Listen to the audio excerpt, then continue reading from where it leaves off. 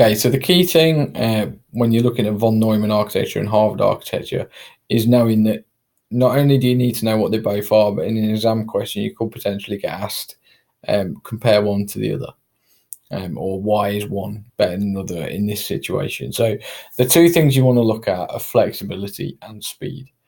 So remember, Harvard architecture is where you've got separate memory for instructions and data. Von Neumann is where you've got one set of memory that can be used for both instructions and data. So first off, flexibility. Von Neumann has a high level of flexibility because you've got one memory location. You can very easily change how much is allocated for data and how much is allocated for instructions, depending on the job that you are doing. Harvard, however, has limited flexibility because you've already allocated certain block of memory for data and certain block for instructions. So that flexibility is definitely limited. The upside, though, is your speed. Two sets of memory in Harvard architecture and two sets of buses means data can be accessed and retrieved quicker and even at the same time, which will decrease any execution time that you've got on your program that's being run.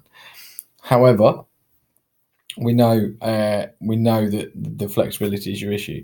In von Neumann architecture, the speed is limited when compared to Harvard because you've only got one set of memory and one set of buses.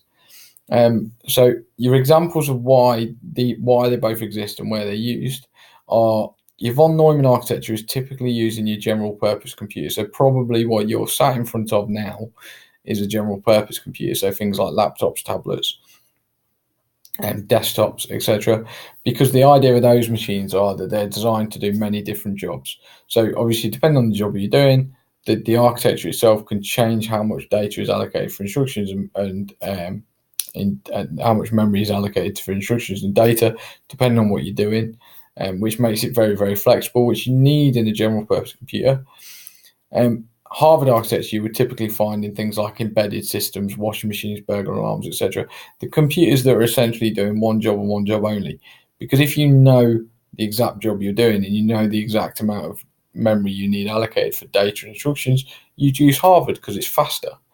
But you can't take that flexibility away in a general purpose machine. So you can see they've both got advantages, and it's just understanding what the advantages are and therefore where you'd find examples of those architectures in the different machines you might find, like embedded systems and general purpose, and why.